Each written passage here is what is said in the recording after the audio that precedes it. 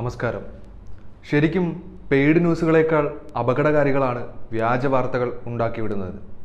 എന്തായാലും വ്യാജ വാർത്തകൾ സമൂഹത്തെ അസ്വസ്ഥമാക്കുമെന്ന കാര്യത്തിൽ ഒരു സംശയവുമില്ല. ചിലപ്പോൾ സാമൂഹ്യ ഘടനയെ പോലും തകർക്കാനുള്ള എല്ലാം അതിനകത്തുണ്ട്.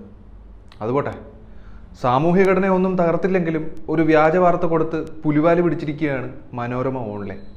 മുൻ കേന്ദ്രമന്ത്രിയും BJP നേതാവുമായ പ്രകാശ് ജാവ്ദേക്കറുടെ വ്യാജ അഭിമുഖം നൽകിയാണ് മലയാള മനോരമ പുലിവാല് പിടിച്ചിരിക്കുന്നത്. ശോഭയ്ക്ക് ഈ വിവരം എവിടെ നിന്ന് കിട്ടി?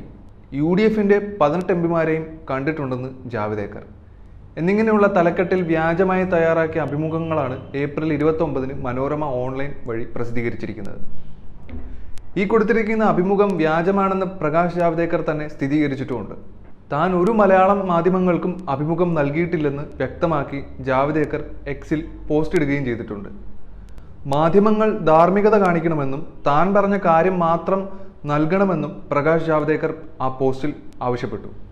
കേന്ദ്രഭരണ കക്ഷിയായ BJPയുടെ നേതാവിനെക്കുറിച്ചുള്ള വാർത്തയും കൂടി ആയതിനാൽ ഉടൻ തന്നെ മനോരമ ഓൺലൈൻ വാർത്ത ഡിലീറ്റ് ചെയ്യുകയും ചെയ്തു. എന്നാൽ EP ജയരാജനെക്കുറിച്ചുള്ള മറ്റ് വ്യാജ വാർത്തകൾ പിൻവലിക്കുകയോ തിരുത്തുകയോ ചെയ്യുന്ന പതിവൊന്നും മനോരമയ്ക്കില്ല.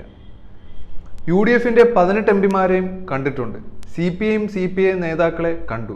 ശോഭാ സുരേന്ദ്രൻ പറയുന്നത് തെറ്റായ കാര്യങ്ങൾ തുടങ്ങിയവ ജാവ്ദേക്കർ പറഞ്ഞതായിട്ട് മനോരമ കൊടുത്ത ആ അഭിമുഖത്തിൽ ഉണ്ടായിരുന്നു. അഭിമുഖം ഓൺലൈനിൽ വന്നിട്ടുള്ള കാര്യം ജാവ്ദേക്കർ അറിഞ്ഞ ശേഷം മനോരമയിൽ വിളിച്ചതായാണ് ഇപ്പോൾ ലഭിക്കുന്ന വിവരം. നിലവിൽ 2 തലക്കെട്ടിലുള്ള വാർത്തയും മനോരമ ഓൺലൈനിൽ നിന്ന് അപ്രത്യക്ഷമായിട്ടുണ്ട്. EP ജയരാജനുമായി ബന്ധപ്പെട്ട വിഷയത്തിൽ ജാവ്ദേക്കറുമായുള്ള അഭിമുഖം എന്ന് പറഞ്ഞുള്ള ലിങ്ക് ഇപ്പോഴും നോക്കിക്കഴിഞ്ഞാൽ അവരുടെ ഓൺലൈൻ സൈറ്റിൽ കാണാൻ കഴിയും. എന്നാൽ ആ ലിങ്ക് തുറക്കാൻ ശ്രമിച്ചാൽ എറർ എന്ന് മാത്രമായിരിക്കും ഇപ്പോൾ കാണാൻ കഴിയുക. ഇതിനൊക്കെ പുറമെ BJPയിൽ ചേരാൻ ചർച്ചകൾ നടത്തിയെന്ന ആരോപണത്തിന് പിന്നിൽ ഗൂഢാലോചനയുണ്ടെന്ന് കാണിച്ച് LDF കൺവീനർ EP ജയരാജൻ നൽകിയ പരാതിയിൽ അന്വേഷണവും തുടങ്ങിയിട്ടുണ്ട്. KPCC president K Sudhakaran, BJP സംസ്ഥാന vice president Shobha Surendran, TG Nandakumar എന്നിവർക്കെതിരെ EP ജയരാജൻ ഇപ്പോൾ ഒരു പരാതി നൽകിയിട്ടുണ്ട്.